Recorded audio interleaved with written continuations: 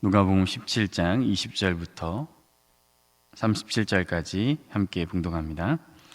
바리새인들이 하나님의 나라가 어느 때에 임하나이까 묻거늘 예수께서 대답하여 이르시되 하나님의 나라는 볼 수 있게 임하는 것이 아니요 또 여기 있다 저기 있다고도 못하리니 하나님의 나라는 너희 안에 있느니라.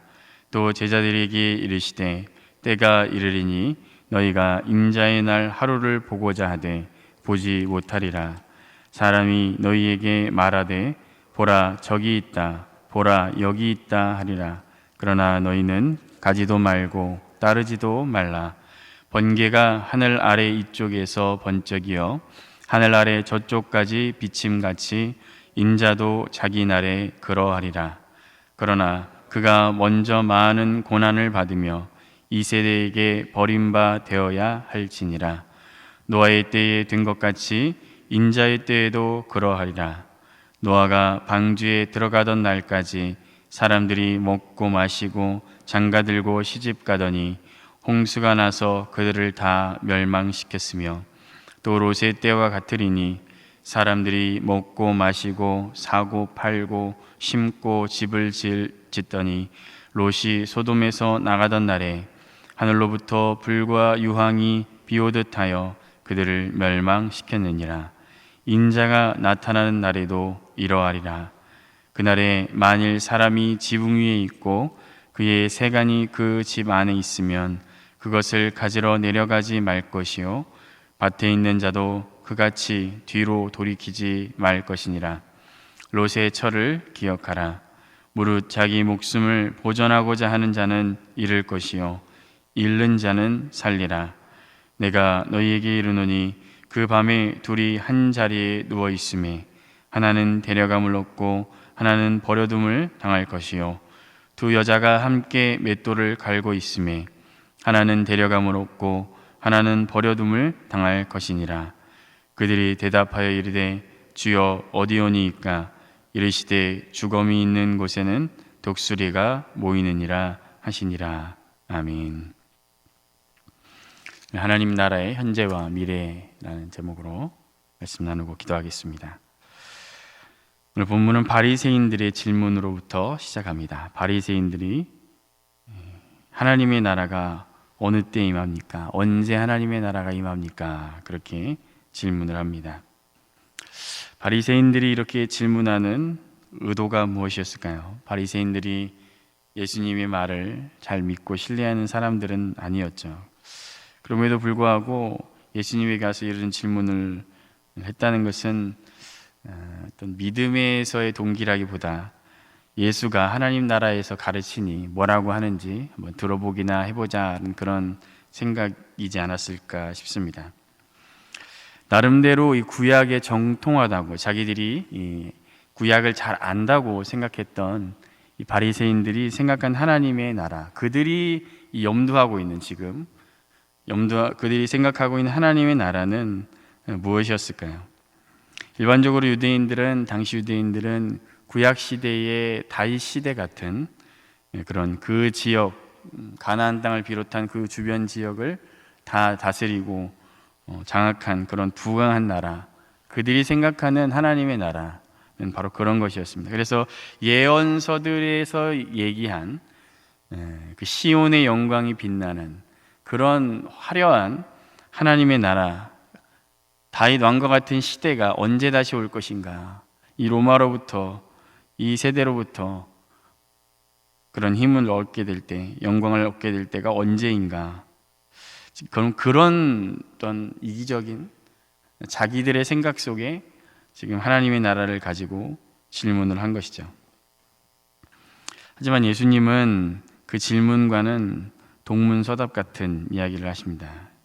예수께서 대답하여 이르시되 하나님의 나라는 볼 수 있게 임하는 것이 아니다.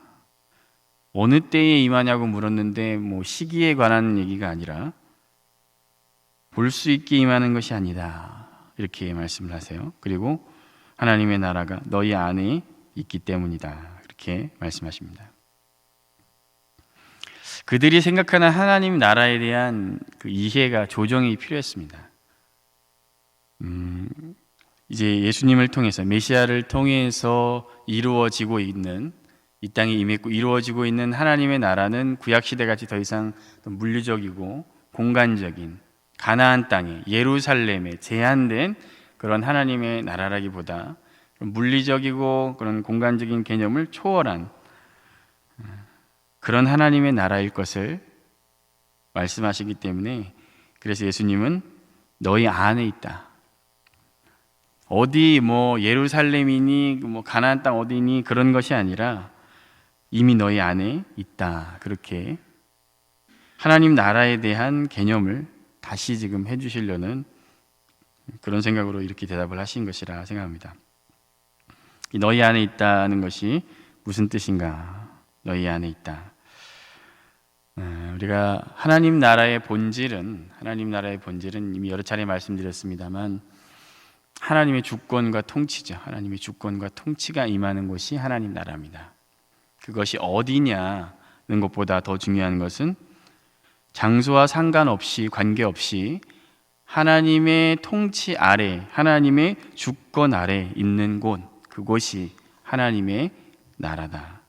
그래서 우리가 지금 하나님의 주권 아래 살고 있다면 이미 우리는 하나님 나라에 속해서 살아가고 있다. 이것이 예수님께서 가르치신 하나님 나라의 현재, here and now라고 하는, 지금 바로 여기 우리 안에 하나님의 뜻이 이루어지고 있고 주님의 주권이 있고 주님의 통치 아래 살아가고 있다면 하나님 나라가 이미 임한 것이다. 그 개념으로 너희 안에 있다. 이렇게 말씀을 하신 겁니다. 사실 신앙생활을 하면서도 여전히 천국은 그냥 죽어서만 가야 될 곳으로 생각하고 신앙생활을 하고 있는, 이 구약적인 이해에 머무르고 있는 성도님들이 지금도 계시다는 것을 생각할 때, 우리가 물론 죽어서 언제나 천국에 가게 될 것이지만 이 땅에 있는 동안도 예수님이 선언하신 이 하나님 나라를 맛보고 누릴 수 있기를 축복합니다. 예수님께서 이후에 22절부터 보면 이제 무리, 바리새인들이 포함된 그 무리가 아닌 제자들에게 따로 그 때에 관한 얘기를 하세요. 그 질문은 바리새인들이 했는데 그들에게는 대답을 해주시지 않고 제자들에게 따로 그 언제에 대한 얘기에 대해서 조금 하십니다. 흥미로웠어요. 왜 그러셨을까?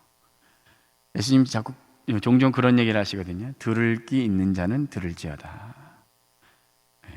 아무에게나 주신 가르침이 아니라 말씀을 정말 듣고 말씀을 받을 만한 자들에게, 귀 있는 자들에게 계시의 말씀을 주시는 것이다 생각을 했습니다. 세 가지 정도 오늘 본문에서 그 날에 대해서 말씀을 하시는데, 먼저는 이제 22절에서 25절까지 해서 그날이 속히 임하지는 않을 것이다는 것을 말씀하십니다. 22절을 다시 보시면 제자들에게 이르시되 때가 이르니니 너희가 인자의 날 하루를 보고자 하되 보지 못하리라. 그날을 보길 원하겠지만 보지 못할 것이다.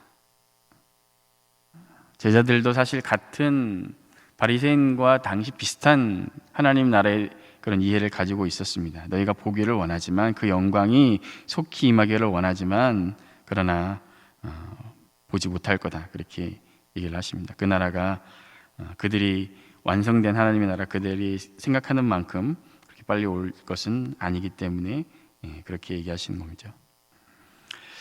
영광을 사모하는 것이 잘못된 것이라고 생각하지는 않습니다. 영광을 사모할 수 있죠. 그러나 예수님은 영광 앞에 먼저 반드시 선행돼야 될 것이 있을 것을 말씀하십니다. 23절에 여기 있다 저기 있다 그렇게 해도 가지 말고 따르지도 말고 번개가 하늘에서 치듯이 분명하게 알게 될 것이다. 그렇게 말씀을 하십니다. 그러면서 25절에 먼저 있어야 될 것이 무엇이냐? 그것은 인자가 많은 고난을 받는 것이고 이 세대에게 버림받는 그 십자가의 사건이 먼저 있어야 할 것을 말씀하시는 것이죠.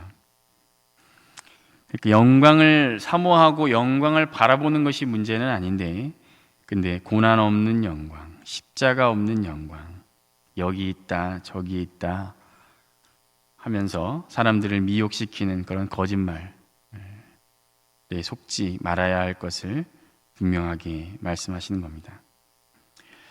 늘 그게 참 우리를 속이는 것들이죠. 고난이 없어도, 십자가 없어도 영광을 얻을 수 있다. 사실 이 거짓말이 어디서부터 시작하는가 한번 묵상해 볼 때 에덴 동산까지 올라가는 것 같아요. 저 선악과만 먹으면 하나님처럼 된다고 하는 그 거짓말이 여러 가지 다른 모습들로 나타나는 것 같은데, 하나님의 말씀 없이, 순종 없이, 고난 없이, 십자가 없이 영광이 있을 거다고 말하는 그 거짓된 말, 그것에 속지 말아야 할 것을, 분명히 하나님 나라의 영광이 있겠지만 고난을 통과한 자들에게 임하게 될 것을 다시 한번 예수님께서 말씀하시는,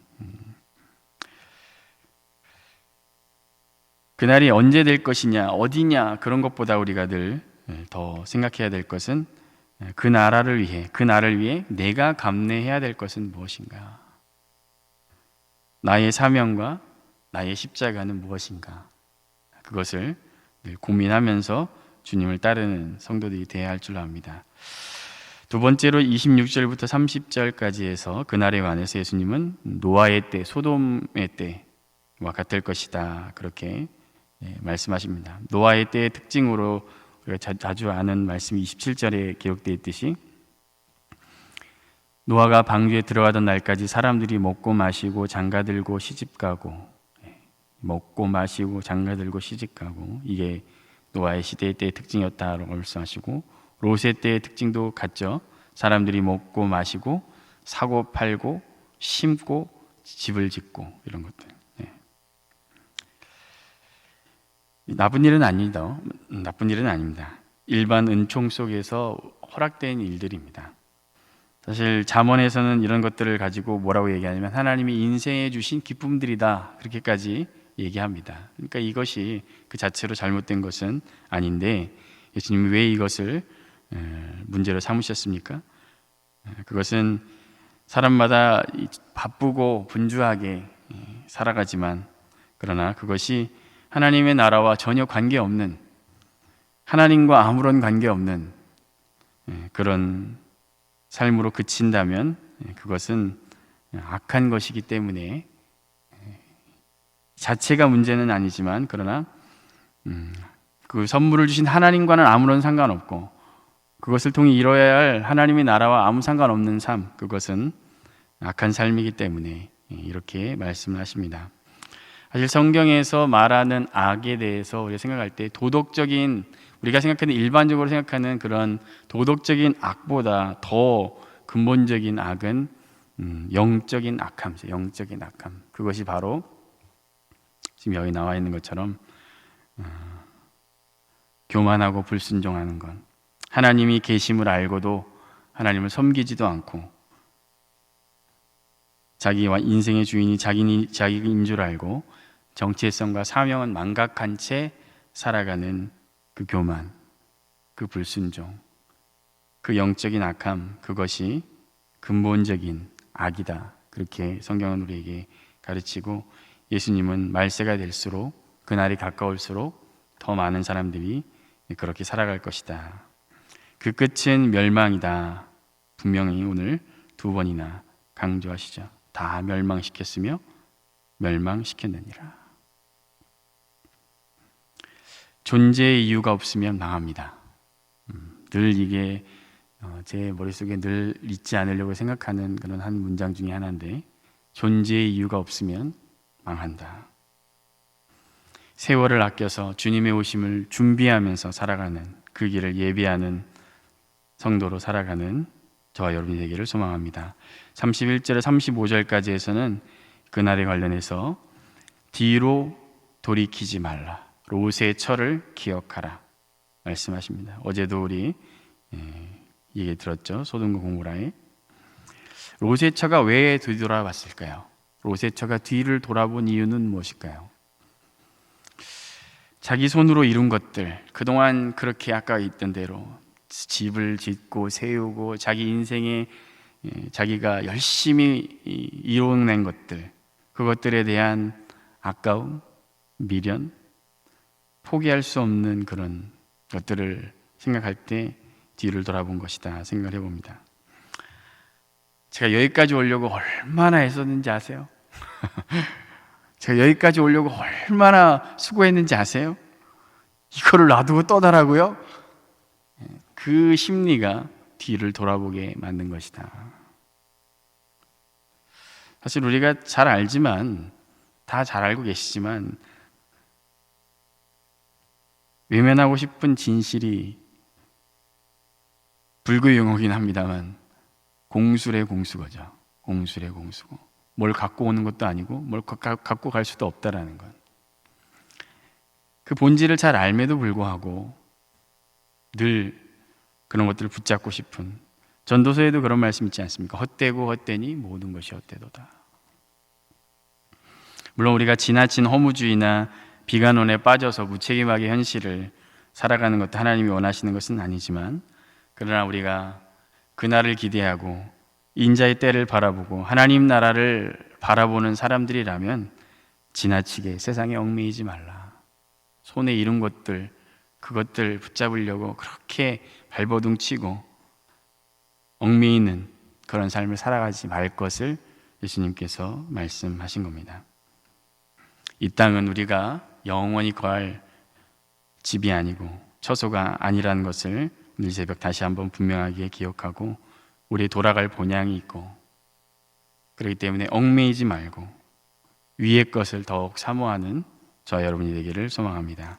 33절에 이렇게 얘기하시죠. 자기 목숨을 보전하고자 하는 자는 잃을 것이요 잃는 자는 살 것이다.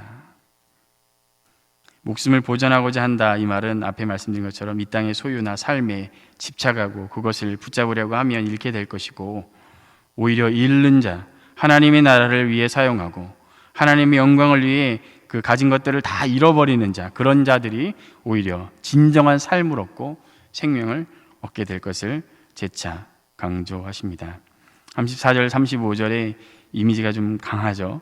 밤에 자고 있는데 한 사람은 데려감을 얻고 한 사람은 버려두고, 밭에서 맷돌을 갈고 있는데 일하고 있는데 한 사람은 데려감을 얻고 한 사람은 버려둠을 당한다. 물론 이 이미지를 휴거 사건과 생각해서 연결을 해서 생각할 수도 있겠습니다만, 그런데 이 비유를 통해 강조하고 싶은 부분은 인자의 날이 오면 누구도 피할 수 없을 것이다. 피하고 싶어도 피할 수 없을 것이고 모두가 예외 없이 그 순간을 맞이하게 될 것을 강조하는 이미지입니다. 제자들이 묻습니다. 37절에 주여 어디오니이까? 딱 읽으면 이게 무슨 말인지 잘 모르겠어요. 지금 예수님께서 다 말씀을 마치셨는데 어디입니까? 무슨 뚱딴지 같은 질문을 던지고 있는가라는 생각을 할 수도 있는데, 잘 생각해 보니까 그런 얘기 같아요. 그래, 예수님 그렇게 데려가는 사람들 어디로 갑니까? 지금 그 얘기를 묻는 것 같습니다. 앞에 이미 예수님이 그 공간과 이 장소에 대한 개념이 아니라는 것을 얘기하셨음에도 불구하고 이렇게 또 다시 어디냐, 어디로 데려가는 겁니까? 라고 묻는 이 질문 속에 이미 그들이 아직도 너무나 영적으로 어둡다. 예수님이 무엇을 말씀하시는지 깨닫지 못하고 있다는 그런 생각을 하게 합니다. 예수님의 대답은 이게 당시에 속담같이 사용되는 표현이라고 합니다. 주검이 있는 곳에 독수리가 모인다. 주검이 그 시체를 말하죠. 시체가 있는 곳에 독수리가 모이는 것처럼 자연스럽게 알게 될 것이다. 그런 의미로 우리가 이해할 수 있습니다. 시체가 있는 곳에 독수리가 내려앉아서 시체를 먹는 그런 것처럼 자연스럽게 너희들이 그런 거 묻지 않아도 그날에 다 알게 될 것이다 라는 의미로 해석할 수도 있고, 또 하나의 해석이 가능한데, 이 예수님의 십자가와 죽음의 사건, 그 일을 통해서 그 일이 있을 때 모두가 다 알게 될 것이다. 진실을 이제 그때 알게 될 것이다는 예수님의 죽으심을 암시하고 하신 표현으로도 해석할 수가 있습니다. 말씀을 정리하려고 합니다. 오늘 하루도 우리가 깨어 있어서 예수님의 다시 오실 길을 예비하면서 우리의 사명과 부르심을 감당하는 하루가 되기 위해 기도했으면 합니다. 하나님의 주권과 하나님의 통치가 오늘도 내 삶에 임해서 하나님의 나라를 누리고 경험하는 그런 하루가 되게 하여 주시고, 이 땅에 취해 살지 않고 영적으로 잠들어 있는 자들을 우리가 생각하면서 그들을 깨우고 주님이 오실 길을 준비하고 빛과 소금의 사명을 잘 감당한 우리 센트럴 교회 되기를 기도하는 이 새벽 되기를 소망합니다. 함께 기도하시겠습니다.